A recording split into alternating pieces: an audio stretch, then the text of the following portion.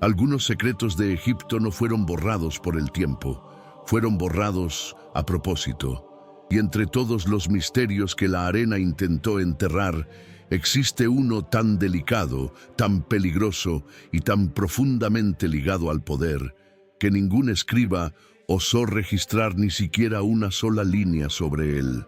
Hoy vas a conocer el pacto silencioso que moldeó sucesiones, destruyó vidas e involucró a las propias hijas del faraón en una trama que jamás debería haber sobrevivido. Antes de que continuemos, si te gustan las historias que el tiempo intentó esconder, considera suscribirte. Esto ayuda al canal a traer más narrativas prohibidas como esta. Ahora, vuelve conmigo al interior del palacio. La luz que atraviesa las rendijas de las paredes no es común. Entra filtrada, cargando el polvo dorado del desierto, como si cada partícula cargara un fragmento de memoria antigua. El aire huele a loto y aceite quemado, un aroma suave, ritualístico, que se mezcla al eco apagado de pasos disciplinados. Nada allí se mueve sin intención, nada habla sin permiso. Nada respira demasiado alto dentro de los corredores donde la dinastía guarda sus secretos más sombríos. Frente a ti, dos siervas caminan con la cabeza baja. Los tejidos largos que arrastran por el suelo parecen olas silenciosas de un Nilo invisible, fluyendo con obediencia absoluta. Ellas no se miran entre sí, no ajustan el paso, no demuestran emoción. Fueron entrenadas para servir a las mujeres más intocables de Egipto, las hijas del faraón, y es en ese contraste, el lujo que todos ven y el miedo que nadie comenta, que empiezas a entender la verdad. Las hijas reales no viven rodeadas solo por perfumes y joyas. Ellas viven dentro de un sistema que las moldea, vigila y utiliza desde el primer día de vida. Para el pueblo parecen figuras divinas, para el palacio son piezas. Piezas silenciosas en un juego donde el poder siempre vence y donde la voluntad de ellas jamás es consultada. La joven que camina al frente de las siervas tiene el rostro escondido por un velo fino, pero su cuerpo no esconde la tensión. Los hombros demasiado erguidos, las manos unidas con fuerza exagerada, la respiración corta. Ella sabe a dónde está siendo llevada, no porque alguien se lo haya explicado, sino porque cada hija del faraón crece con la sensación de que un día sería llamada.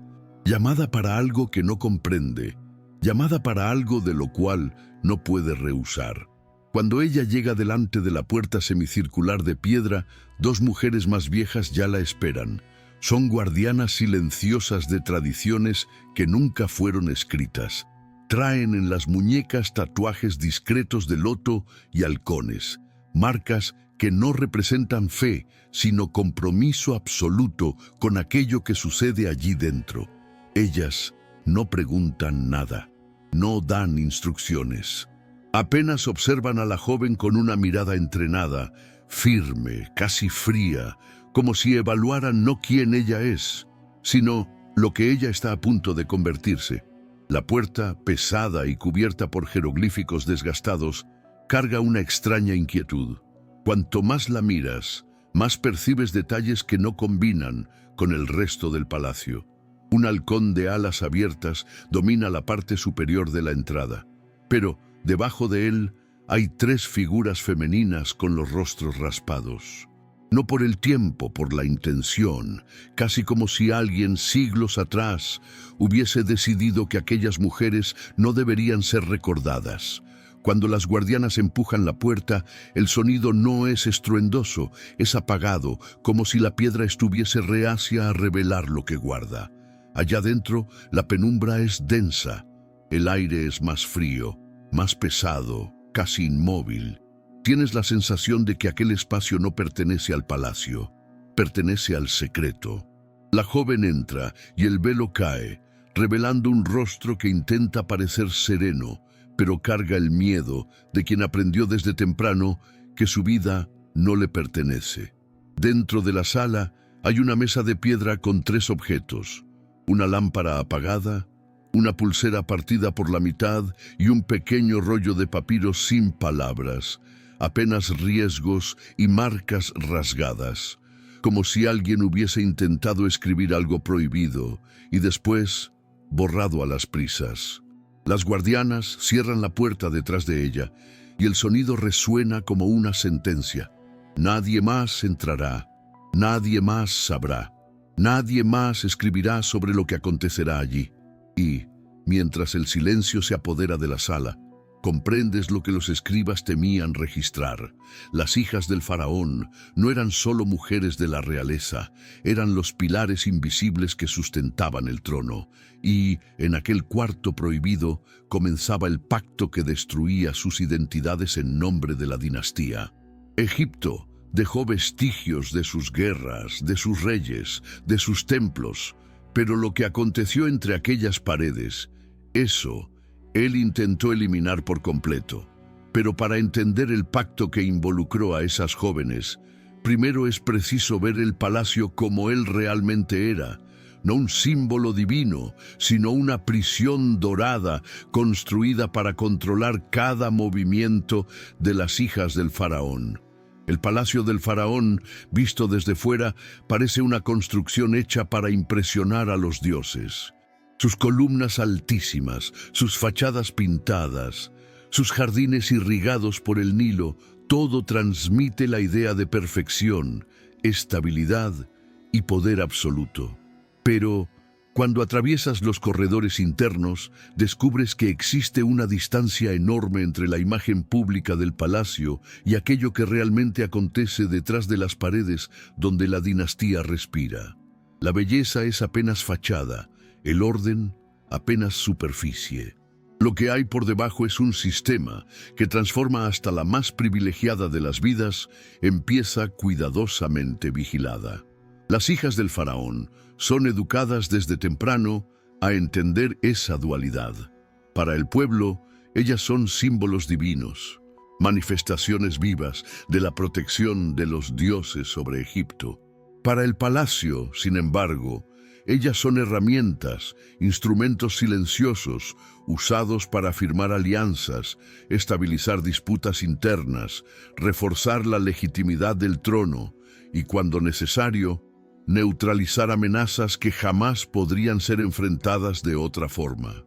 La sangre de ellas carga una responsabilidad que no pide autorización y no ofrece misericordia. Dentro de los aposentos femeninos, la rutina es controlada con precisión militar. Cada gesto es observado, cada palabra es medida. Cada salida es autorizada o negada con base en intereses que las propias jóvenes raramente comprenden. El harén real, que muchos imaginan como un lugar de lujos y privilegios, es en realidad un sistema rígido de vigilancia, en el cual siervas, guardias y hasta las mujeres más próximas del faraón siguen códigos demasiado antiguos para ser cuestionados. Allí, confianza no existe. Existe apenas jerarquía.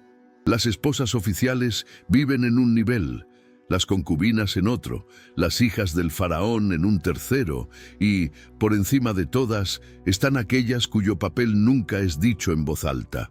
Algunas hijas no pertenecen ni a las esposas ni a las concubinas, son designadas desde pequeñas para funciones espirituales y políticas que ni la propia corte comprende completamente.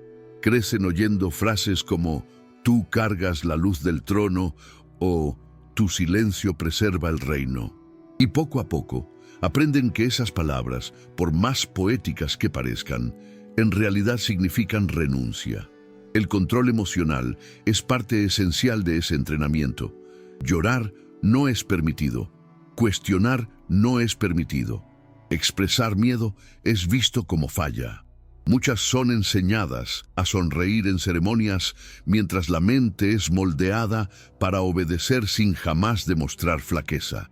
La peor cosa que una hija real puede hacer es revelar lo que siente. Porque sentimiento dentro del palacio es considerado amenaza, y amenazas precisan ser neutralizadas. Los escribas, a pesar de registrar casi todo, no tienen acceso a esos espacios.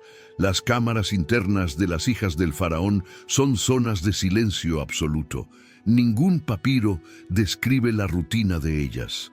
Ningún registro detalla las noches que pasaron en salas prohibidas, ni las instrucciones que recibían, ni los pactos que eran forzadas a aceptar. Todo que involucra a esas jóvenes es omitido, no porque fuese irrelevante, sino porque era esencial demasiado para ser documentado. La ausencia de registros es, por sí sola, un mensaje.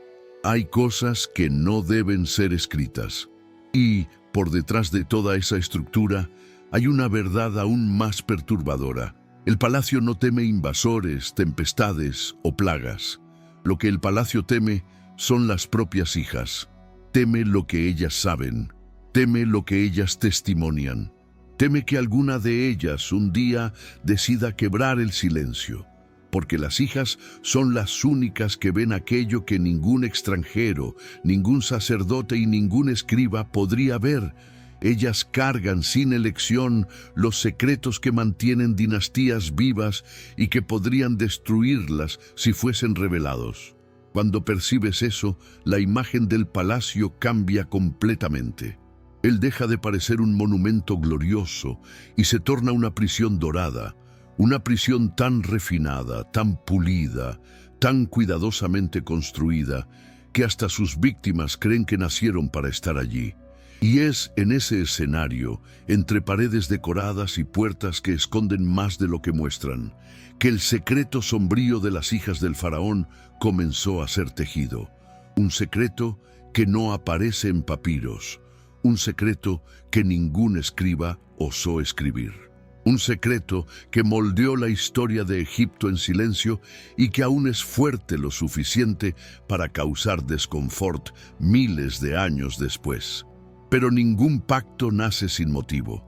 Para comprender cómo ese secreto surgió, precisamos volver al día en que una muerte inesperada sumergió a Egipto en silencio y abrió espacio para un acuerdo que jamás debería haber existido.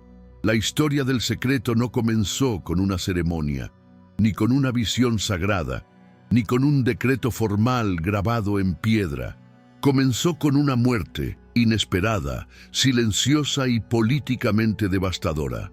Cuando el faraón de aquel período murió antes del tiempo, sin aviso, sin sucesor listo y sin estabilidad en el reino, Egipto se sumergió en un vacío peligroso. Palacios que antes parecían sólidos, temblaron por dentro. Familias poderosas disputaron influencia con la velocidad de chacales hambrientos. Sacerdotes de Amón susurraban consejos contradictorios. Y el pueblo, sin saber que el caos comenzaba en la cima, apenas continuaba a erguir sus preces al amanecer. En aquella mañana, cuando el cuerpo del faraón aún estaba siendo preparado por los embalsamadores, los corredores del palacio resonaban con pasos apresurados. Lo que estaba en juego no era solo la sucesión del trono, sino la propia legitimidad del linaje real, que podría ser desafiada si cualquier facción presentase un candidato fuerte lo suficiente para proclamarse heredero. Las disputas internas no eran registradas por los escribas, por orden directa de los sacerdotes, porque admitir la fragilidad de la monarquía era admitir que la voluntad divina podría ser avalada. Fue en ese clima de tensión que un pequeño grupo fue llamado para una reunión secreta en una de las salas más internas del palacio. Sacerdotes, consejeros y dos mujeres de alta posición familiar, ambas responsables por la educación de las hijas reales, fueron reunidos delante de una mesa de alabastro marcada por símbolos antiguos. Allí, lejos de los oídos y ojos de escribas, una decisión sería tomada, una decisión que cambiaría los destinos de mujeres que aún ni tenían edad para comprender el peso de sus propios nombres. Los sacerdotes afirmaron que los dioses habían dado una señal, pero nadie en aquella sala creía realmente en eso. Lo que ellos tenían era cálculo político. y el cálculo era simple. El linaje precisaba ser protegido, y en aquel momento, apenas las hijas del faraón tenían poder simbólico suficiente para impedir que otros hombres, sedientos por influencia, intentasen tomar el trono. La presencia de ellas, silenciosa, ritualística, obligatoria, sería el sello visual de que la herencia divina aún fluía por la casa real. Pero había un problema. Para que esa estrategia funcionase, las hijas precisaban participar de una ceremonia que no existía hasta entonces. Una ceremonia que uniría de forma indiscutible la sangre real al nuevo sucesor.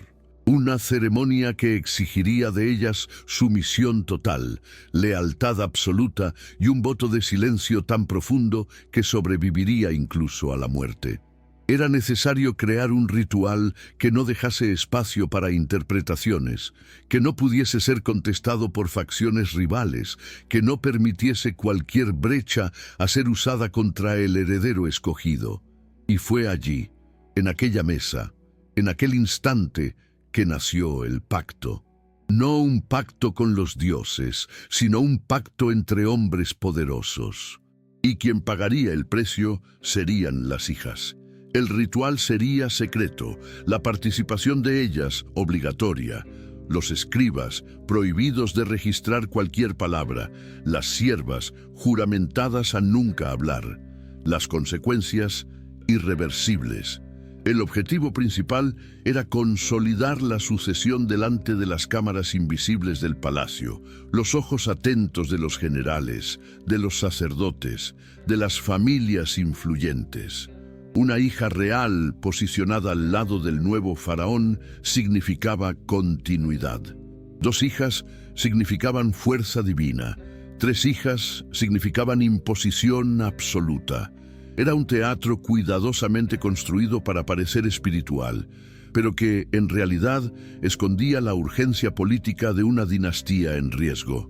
El ritual, claro, precisaría de símbolos, objetos, gestos, marcas que apenas las involucradas comprenderían. No porque fuesen místicas, sino porque símbolos son poderosos. Silencio también lo es. Y con el tiempo, aquello que nació como improviso estratégico comenzó a ganar la apariencia de tradición, como si siempre hubiese existido, como si formase parte de la propia naturaleza de las hijas del faraón. A partir de ese día, la vida de esas jóvenes dejó de pertenecer apenas a ellas. Cada una cargaría no apenas sus propias historias, sino el peso de un pacto que jamás debería haber existido. Un pacto nacido de la muerte de un rey y que sobreviviría a todos que osasen desafiarlo. Y cuando los años pasaron, cuando nuevos faraones subieron al trono, cuando las hijas envejecieron en silencio, el ritual continuó existiendo no porque era verdadero, sino porque era útil. Y lo que es útil para el poder raramente desaparece. Él apenas se esconde. Y durante siglos ese pacto permaneció oculto, no por olvido, sino por miedo. Miedo de lo que acontecería si alguien, algún día, osase describirlo. Antes de ser llevadas al cuarto prohibido, esas jóvenes pasaban por años de preparación silenciosa, un entrenamiento invisible que moldeaba pensamientos, emociones y hasta la forma como deberían existir dentro del palacio. Las hijas del faraón crecían en cuartos que parecían hechos para encantamiento. Tejidos azules filtraban la luz de la mañana. Vasos de alabastro exhalaban el perfume constante del loto. Músicos afinaban arpas a lo lejos y siervas caminaban como sombras silenciosas entre columnas pintadas con escenas de dioses y batallas antiguas. Pero cualquier observador atento percibiría rápidamente que el encanto era apenas superficie. Toda aquella belleza cuidadosa funcionaba como una trampa, un marco dorado construido para prender espíritus jóvenes dentro de una disciplina implacable. Desde muy temprano, cada hija era entrenada no para vivir, sino para representar. Representar pureza, representar orden, representar continuidad, representar la luz de la casa real, como los sacerdotes gustaban de decir. Sus primeras lecciones no eran de bromas o fantasías infantiles, eran de postura, silencio y control emocional. Aprendían a sentar sin mover el tronco, a caminar sin producir ruidos, a mantener la mirada serena incluso cuando el miedo apretaba la garganta. El palacio no toleraba hesitaciones, y si una niña temblaba, sonreía demasiado o hacía preguntas inconvenientes, las siervas más viejas se aproximaban lentamente, colocaban las manos sobre sus hombros y enseñaban con firmeza que las hijas del faraón no pueden ser vistas vacilando. La educación intelectual también venía, pero siempre filtrada. Las niñas aprendían a leer y escribir en jeroglíficos, a tocar instrumentos delicados, a memorizar mitos y genealogías. No obstante, no tenían acceso a los papiros que describían política, guerra o economía, asuntos considerados inadecuados, no porque fuesen complejos, sino porque, según la corte, la mente femenina no debe cargar fardos que pertenecen a los hombres. Aún así, todos sabían que la presencia de ellas era esencial justamente en esos momentos políticos. El palacio negaba conocimiento a las hijas, pero exigía de ellas consecuencias de ese mismo conocimiento. Había también una división invisible entre las jóvenes. Algunas eran criadas para ser esposas de generales, otras para ser símbolos públicos en ceremonias sagradas. Otras aún eran escogidas desde temprano para papeles que nadie osaba nombrar, como si hasta los murmullos pudiesen despertar fuerzas indeseadas. Esas últimas vivían en cámaras internas, acompañadas por siervas dedicadas exclusivamente a ellas, siervas que pasaban años sin pisar fuera del palacio. La vida de esas niñas era marcada por caminadas nocturnas, instrucciones silenciosas, rituales de observación y largas horas de aislamiento, como si estuviesen siendo moldeadas para cargar algo que ninguna otra persona debería ver. El entrenamiento psicológico era aún más implacable. Una hija del faraón nunca debe demostrar dolor, nunca debe demostrar tristeza, nunca debe demostrar deseo. Sus emociones pertenecían al palacio, y el palacio decidía cuándo ellas podían ser exhibidas y para quién. Si llorasen por la noche, ningún oído humano debería oír. Si sintiesen miedo, deberían engullirlo hasta que se transformase en disciplina. Si cuestionasen, eran punidas no con violencia, sino con silencio, y el silencio, en aquel ambiente, dolía más que cualquier golpe. Siervas contaban historias antiguas en susurros, historias de hijas que se rehusaron a obedecer, de princesas que intentaron escapar, de jóvenes que desafiaron el papel que les fue impuesto. En esas historias, ninguna de ellas tuvo final feliz. Algunas fueron enviadas para templos distantes, otras desaparecieron dentro de cuartos que ahora estaban trancados para siempre, y otras fueron removidas de los registros oficiales, como si nunca hubiesen existido. Ese era el aviso no declarado. El palacio no tolera hijas rebeldes, y al mismo tiempo, las niñas eran rodeadas de rituales de belleza, baños aromáticos y ornamentos delicados, no por cuidado, sino por estrategia. Una hija del faraón precisaba parecer divina, precisaba parecer intocable, precisaba cargar en la mirada aquella serenidad que el pueblo confundía con bendición de los dioses, cuando en realidad era apenas el resultado de años de entrenamiento emocional rígido, moldeado para ocultar la verdad que sustentaba la dinastía. La vida de ellas no era pública, pero era observada. No era libre, pero era exigida. No era cruel en la superficie, pero era devastadora en lo invisible. Y cuando una de esas hijas crecía lo suficiente, cuando su mirada ya cargaba más silencio que infancia, cuando su postura ya no denunciaba miedo, cuando aprendía a sonreír sin mostrar sentimiento, era llevada para el mismo cuarto interdicto que viste en la apertura, el ambiente silencioso donde comenzaba la parte de la vida que jamás sería registrada. Porque todo lo que más importaba en la vida de las hijas del faraón no estaba en los papiros. Estaba en aquello que el palacio hacía cuestión de esconder, y era en ese momento de la vida de ellas, en el cruce entre deber, miedo y silencio, que comenzaba el camino para el secreto sombrío que sustentaría la dinastía por generaciones. Y es solamente después de entender ese entrenamiento que percibes el papel real de las hijas del faraón, pues ellas no eran apenas figuras decorativas, sino piezas centrales en la máquina política que decidía quién subiría al trono. En el imaginario común, la sucesión de un faraón parece simple. El trono pasa para el heredero masculino más fuerte, más preparado, más querido por los dioses. Pero dentro de los corredores internos del palacio, aquellos donde la luz entra por la mitad, y donde las puertas se cierran sin producir eco, todos saben que nada es tan directo cuanto las historias oficiales sugieren. El pasaje del poder en Egipto siempre exigió algo más profundo, más simbólico, más delicado de lo que los registros públicos admiten.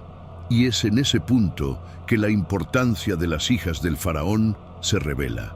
Ellas eran lo que nadie osaba nombrar: el sello vivo de la legitimidad, el último argumento, el último recurso, el último gesto capaz de probar a la corte, al pueblo y a los sacerdotes que el linaje continuaba intacto, incluso cuando el poder vacilaba. Desde la infancia las hijas eran entrenadas no apenas para obedecer, sino para ser vistas, o, más precisamente, para ser vistas en la hora cierta, en el lugar cierto, delante de las personas ciertas. Una mirada serena, una postura impecable, el simple acto de permanecer en silencio al lado del nuevo faraón podía mantener generales alineados, calmar nobles insatisfechos y silenciar rumores que amenazarían la estabilidad del reino. Ellas eran criadas para ser presencia.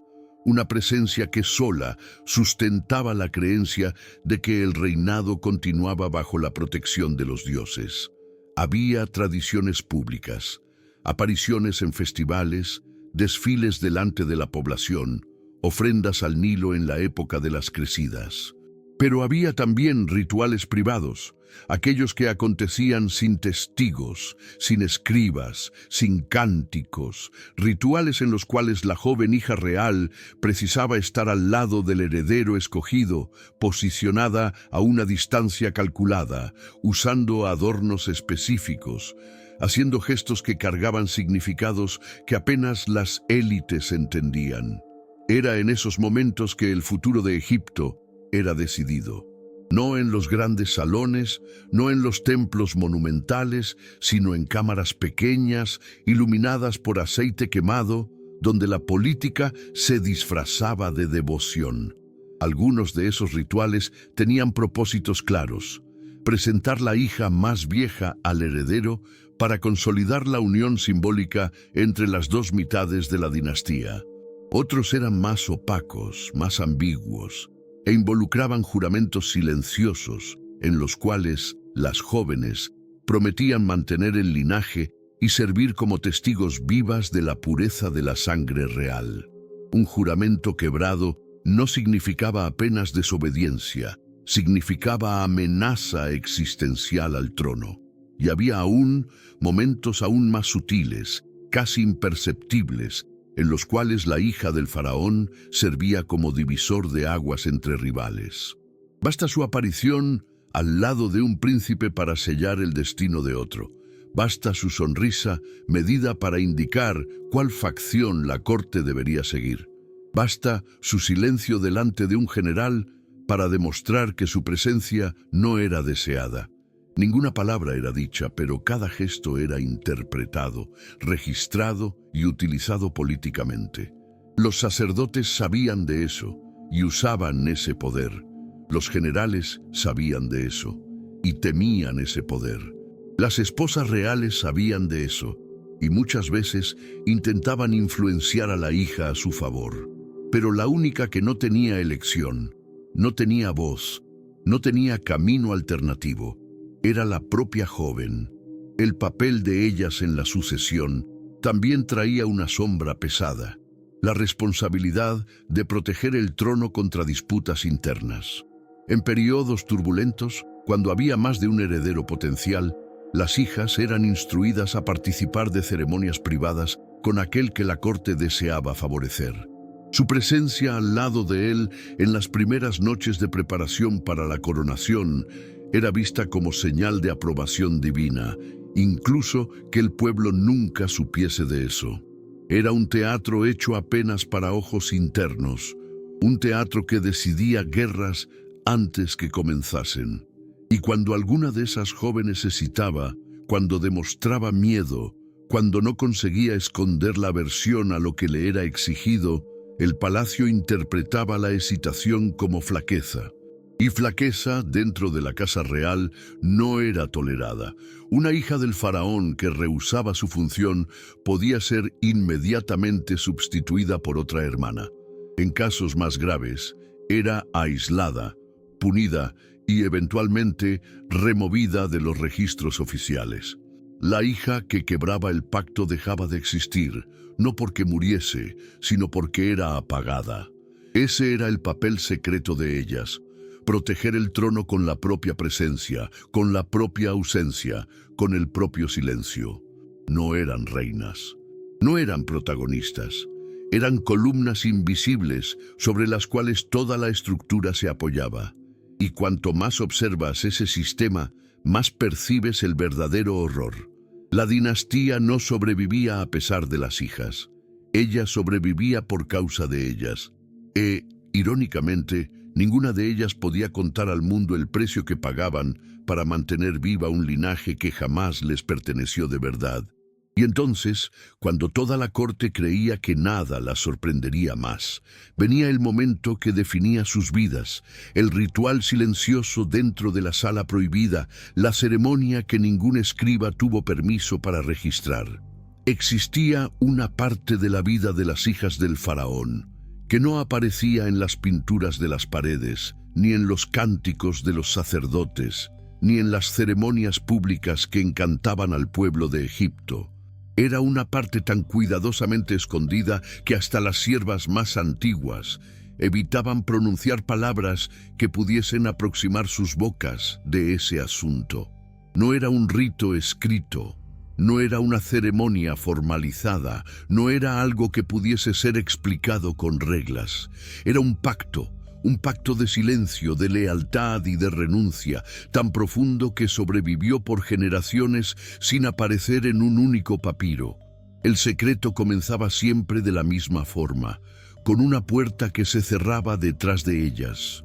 Mientras los pasillos seguían iluminados por lámparas y perfumes, el interior de aquella sala prohibida se sumía en una penumbra densa, rota, solo por pequeñas chispas de aceite en cuencos de cerámica. Las hijas jamás entraban allí por voluntad propia.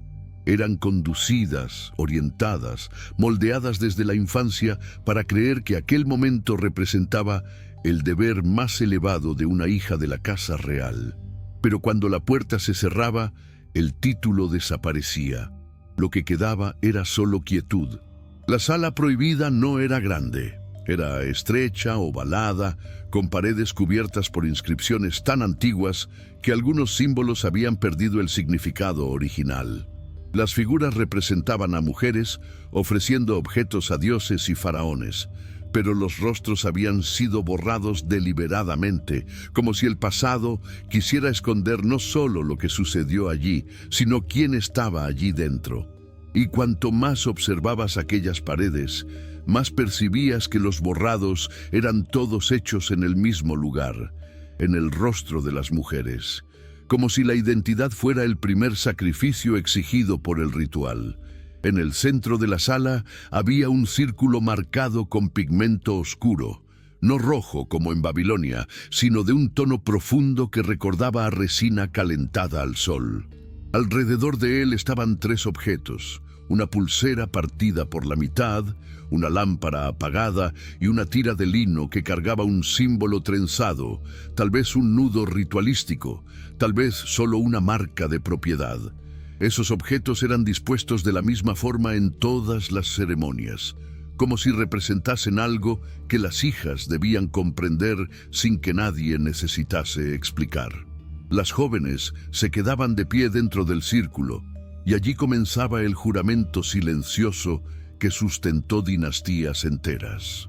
Ellas no hablaban, no se miraban unas a las otras, mantenían las manos unidas sobre el vientre, respirando hondo mientras esperaban.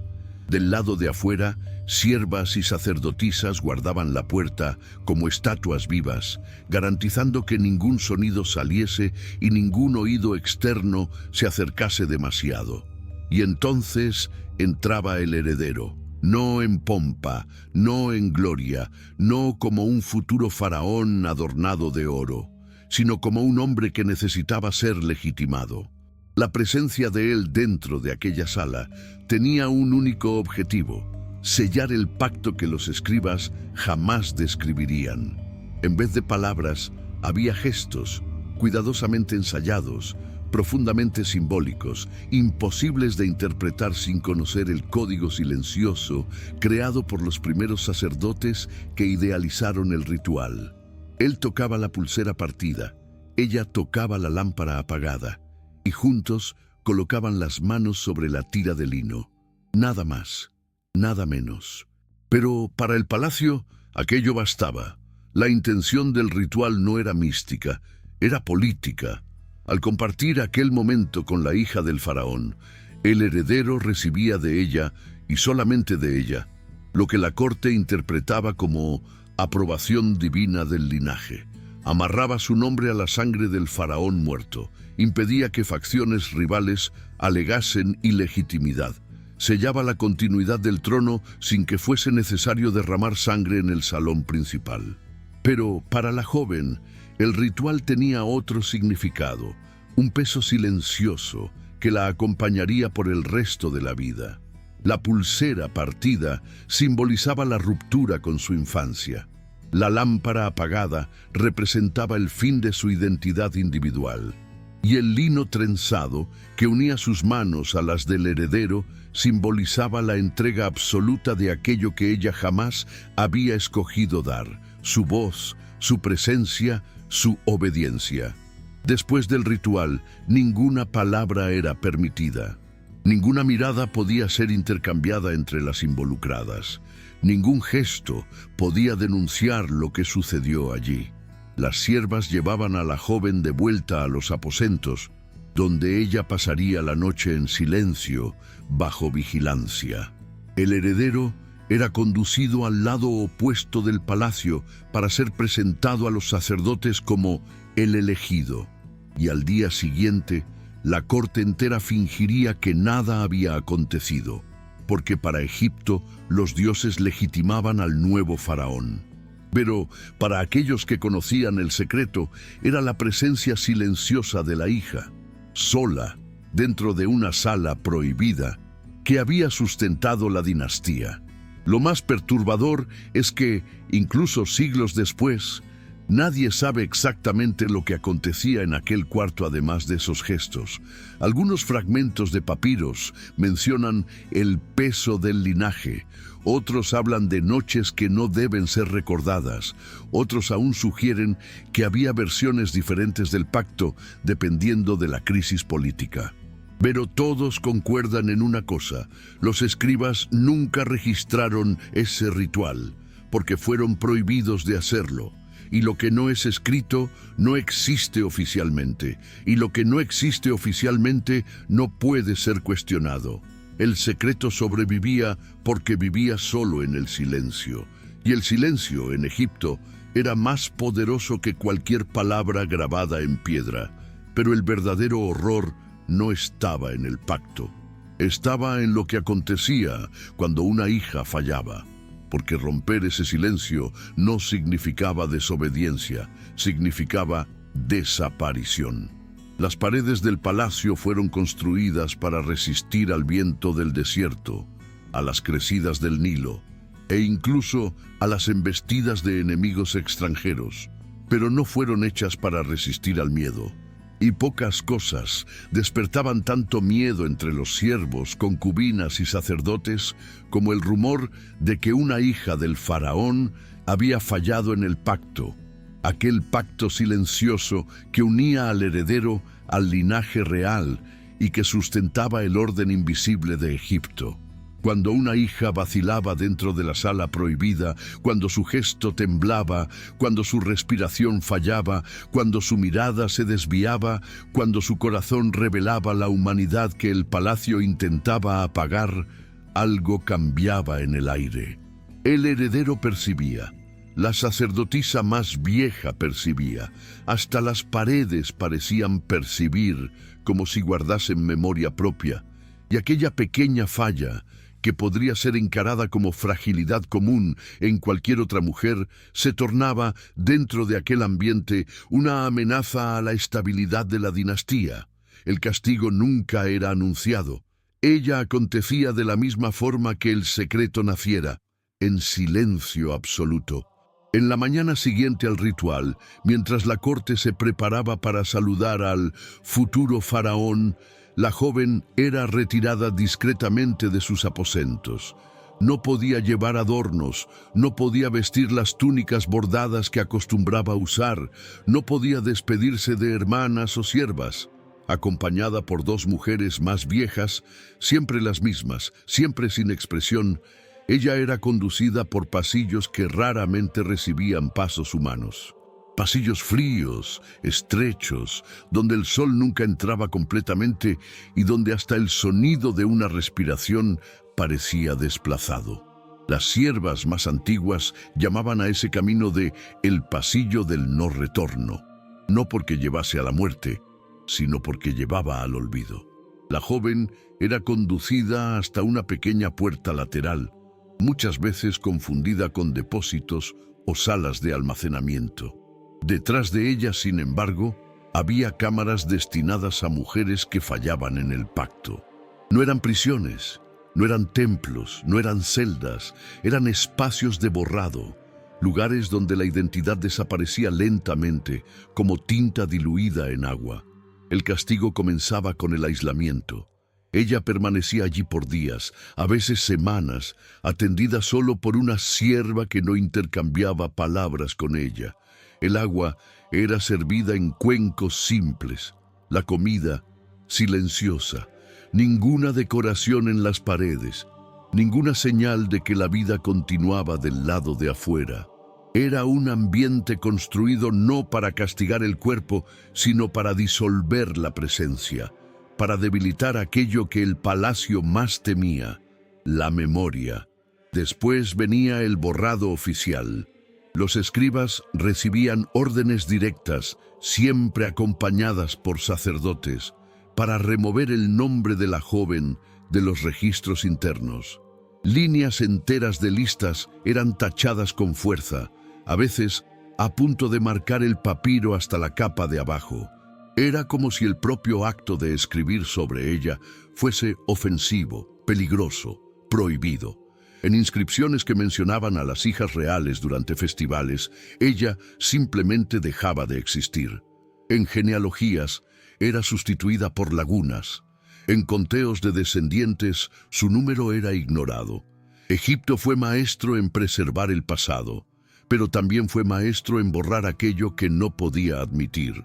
La sierva responsable por cuidar de esa hija castigada tenía el deber de vigilarla hasta que el palacio decidiese su destino. En algunos casos, la joven era enviada para templos distantes, donde pasaría el resto de la vida en silencio, dedicada a tareas menores que nada recordaban su posición original. En otros, era acogida por parientes distantes que recibían pago para mantener secreto. Y había aún casos más sombríos, aquellos en los cuales la joven simplemente desaparecía entre los engranajes del palacio, engullida por un sistema que sabía cómo esconder sombras.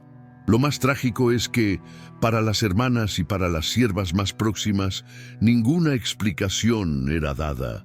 Apenas percibían que una de las jóvenes había desaparecido, que su nombre no era más mencionado, que su existencia había sido engullida por el silencio. Y todos sabían que preguntar por ella sería peligroso demasiado. En Egipto, ciertas preguntas eran consideradas crímenes no por desafiar a los dioses, sino por desafiar al poder. El castigo no terminaba con la desaparición de la joven. Ella continuaba en los susurros, en las historias que siervas contaban a las niñas más nuevas como advertencia, en los miedos reprimidos que surgían siempre que el ritual se aproximaba. Toda hija crecía sabiendo que existían dos formas de dejar el palacio, como símbolo de poder o como sombra borrada. Y a medida que usted observa ese sistema, percibe que el horror no está solo en lo que acontecía con aquellas que fallaban. El horror está en el hecho de que el castigo fue creado para ser invisible, silencioso, imposible de probar, imposible de escribir. El horror está en la idea de que el palacio, tan glorioso a los ojos de Egipto, sobrevivió por siglos sustentado no solo por la fuerza de los faraones, sino por el silencio de las hijas y por el destino cruel de aquellas que osaban quebrar el pacto. Y ningún secreto, por más poderoso que sea, sobrevive cuando una dinastía comienza a derrumbarse. Cuando Egipto cambió de manos, el pacto fue barrido junto con todo que amenazaba al nuevo poder. Ninguna dinastía de Egipto creía que un día sería olvidada. Cada faraón construía templos, obeliscos, colosos de piedra, creyendo que la memoria sería tan eterna como las márgenes del Nilo. Las pinturas en las paredes eran hechas no solo para registrar, sino para desafiar al tiempo. Cada símbolo repetido, cada cartucho grabado, cada ofrenda dibujada tenía un objetivo: impedir que el olvido venciese.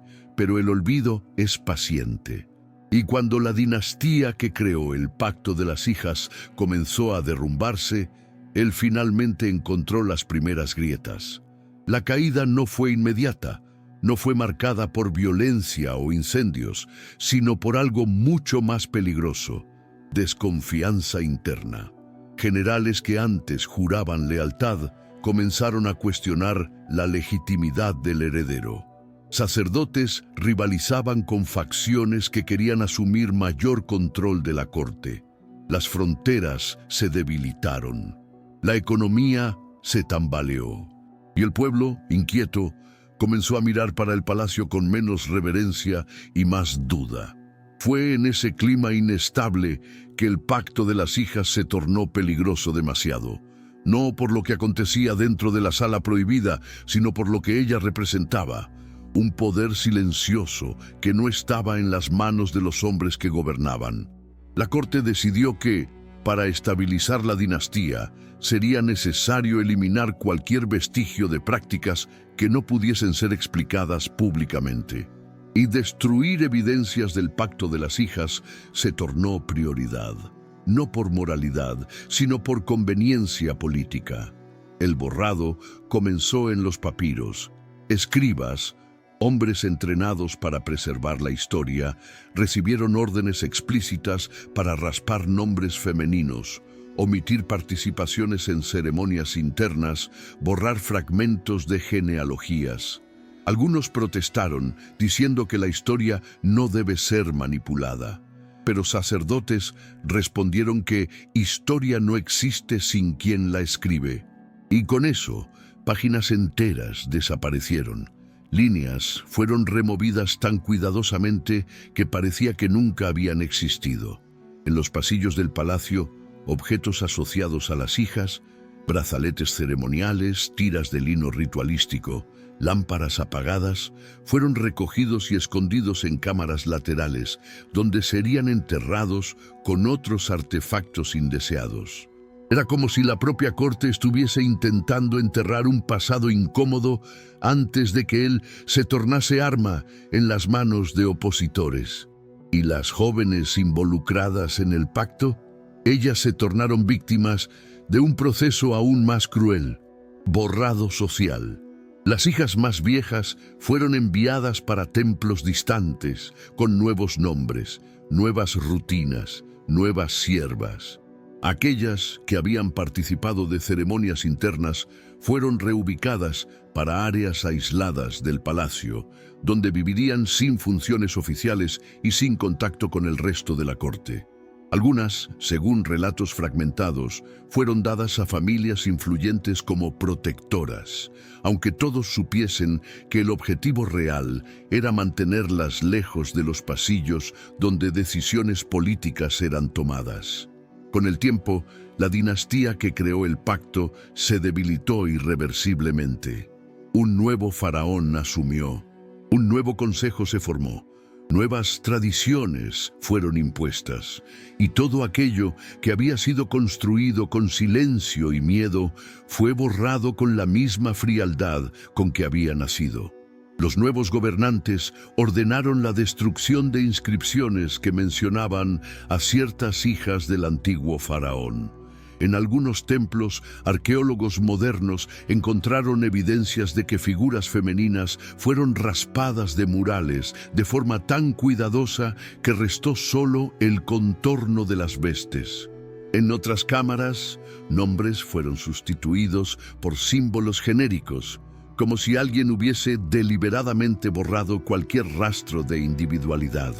Era como si Egipto, tan orgulloso de registrar todo, hubiese decidido que algunas vidas eran peligrosas demasiado para permanecer en la memoria. La caída de la dinastía también trajo otro efecto: la desaparición de la sala prohibida.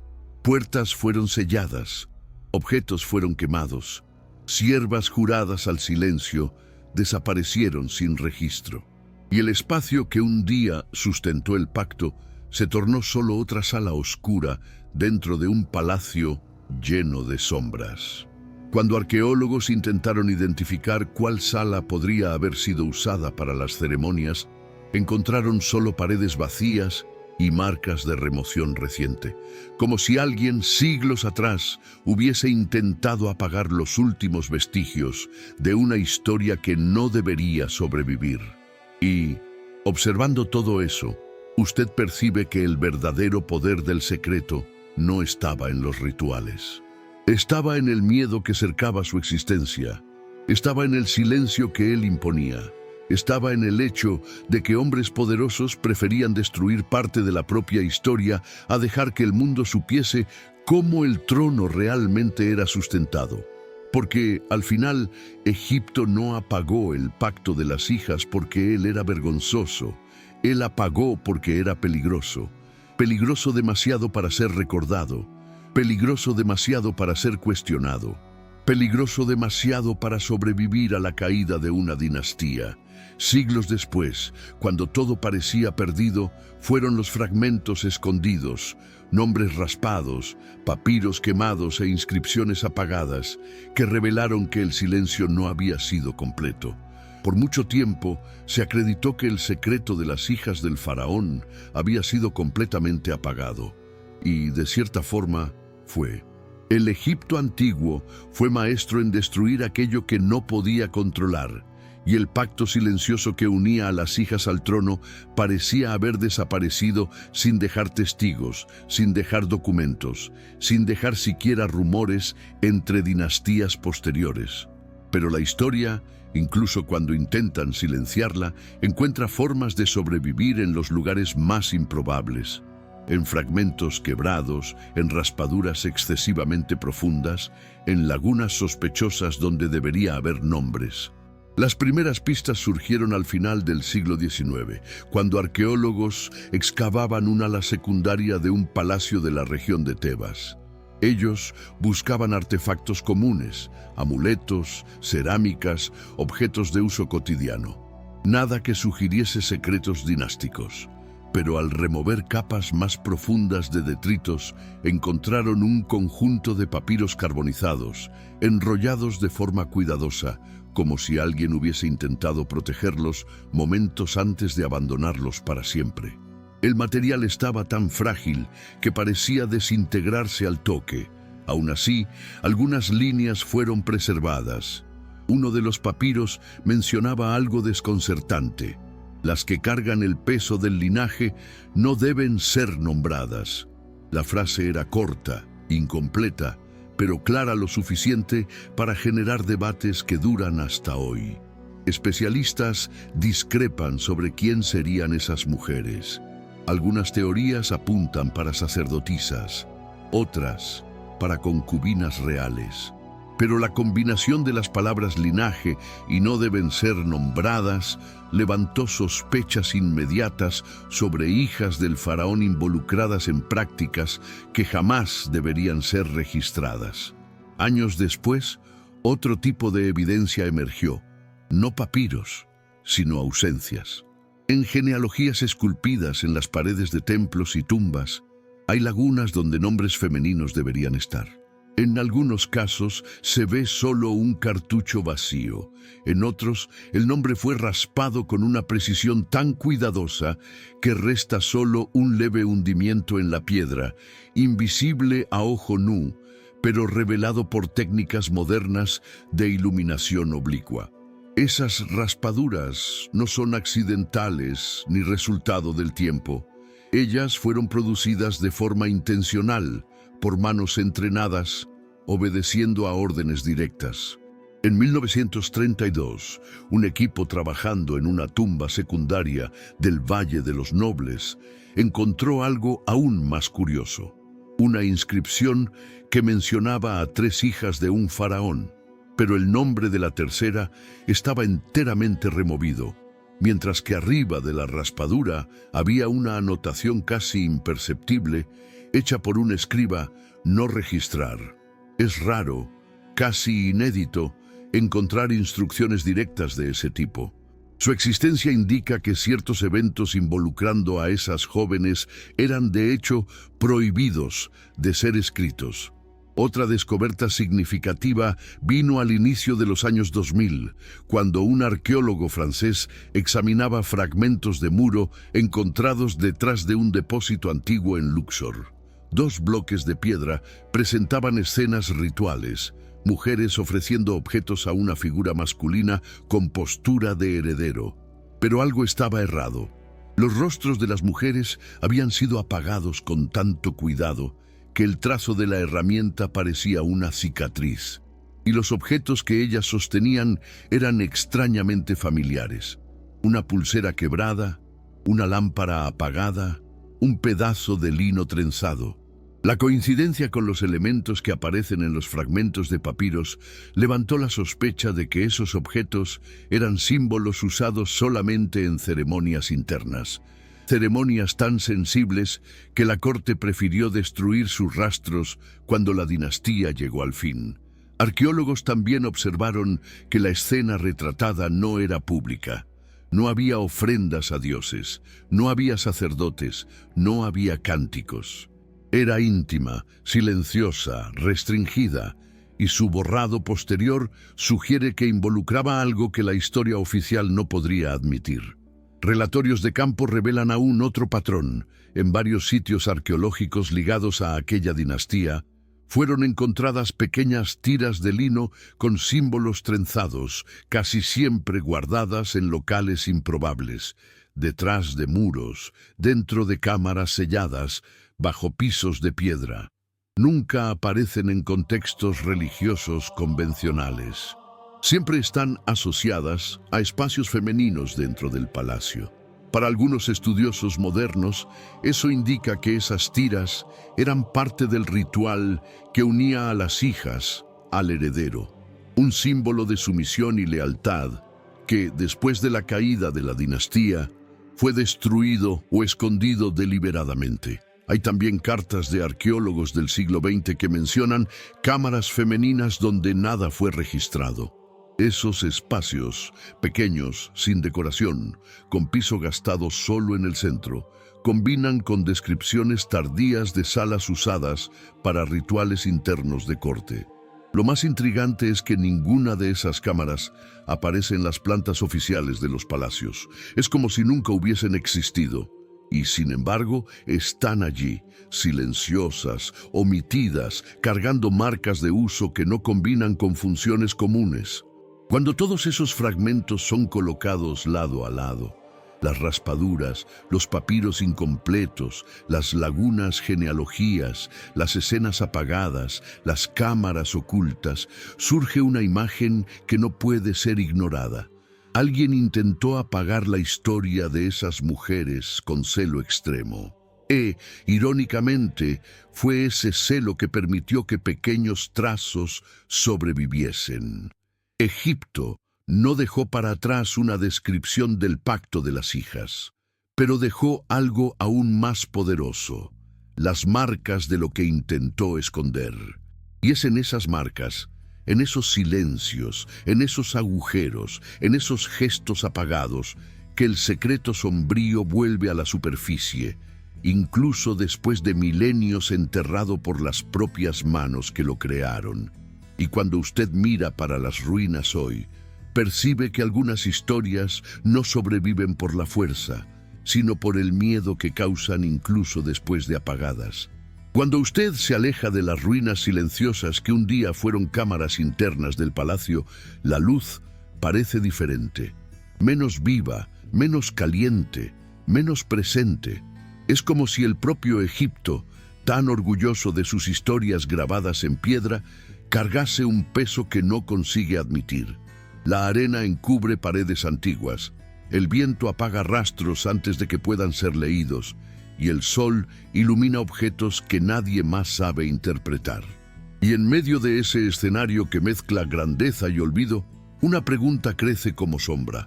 ¿Cuántas vidas fueron sacrificadas para que un único trono permaneciese de pie? Las hijas del faraón no dejaron poemas, ni cartas, ni relatos. No dejaron tumbas propias, ni estatuas, ni inscripciones con sus nombres. La historia que debería contar quién eran ellas fue apagada por manos entrenadas, obedientes, silenciosas. Manos que sabían que ciertas verdades no podrían sobrevivir a la caída de una dinastía. Y aún así, pequeños fragmentos escaparon. Líneas olvidadas, inscripciones raspadas, diseños interrumpidos, lagunas en lugares donde debería haber nombres. Todo eso forma un mosaico imperfecto, pero suficiente para revelar una verdad incómoda. Egipto no era sustentado solo por la fuerza de los faraones. Era sustentado por el silencio de las hijas. Cuando usted recuerda a la joven que entró en la sala prohibida en la apertura de este vídeo, percibe algo que el tiempo no consiguió apagar.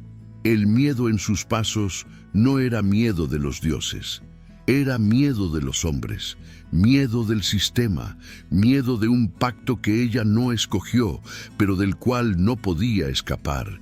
Y cuando las puertas se cerraron detrás de ella, no fue solo un ritual que comenzó, fue el inicio del borrado de una vida.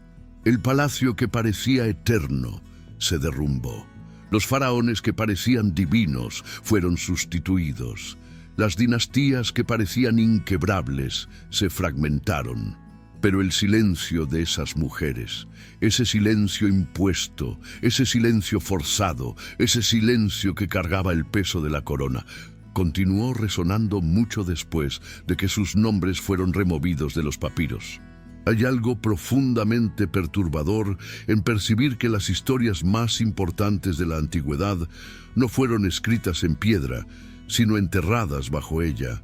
Historias que sobrevivieron solo porque alguien, en algún momento distante, falló en destruir todo. Porque un papiro no quemó por completo. Porque un escriba tachó el nombre con fuerza demasiado y dejó una marca que siglos después llamó la atención de un arqueólogo. Porque una cámara secreta no fue totalmente sellada. Porque el silencio, al intentar esconder, accidentalmente reveló. Y tal vez sea por eso que esos relatos nos tocan tanto, no por el misterio, no por los rituales, no por la política, sino por lo que quedó en las entrelíneas, por lo que no pudo ser dicho, por lo que fue arrancado, por lo que nunca debería haber acontecido con jóvenes que nacieron solo con el error de cargar sangre real. Cuando usted mira para las ruinas, percibe que Egipto no intentó solo destruir el pacto, intentó destruir las memorias, intentó apagar a las hijas, intentó reescribir la propia historia para que nadie descubriese lo que una dinastía entera escondió dentro de una sala donde ni la luz osaba entrar. Pero algunas sombras son más resistentes que piedras, y algunos silencios son tan pesados que se rehúsan a morir. El secreto sombrío de las hijas del faraón no sobrevivió en los registros oficiales, sobrevivió en los vestigios del borrado, sobrevivió en aquello que fue escondido demasiado. Sobrevivió en las lagunas, en los fragmentos, en las raspaduras, en los restos de lino trenzado encontrados donde jamás deberían estar. Y al final, usted entiende, lo que torna esa historia tan inquietante no es lo que ellas hicieron, es lo que hicieron con ellas. Si quiere continuar explorando historias prohibidas que el tiempo intentó enterrar, siga por aquí. Algunos secretos, incluso después de milenios, continúan esperando por quien tenga coraje de oírlos.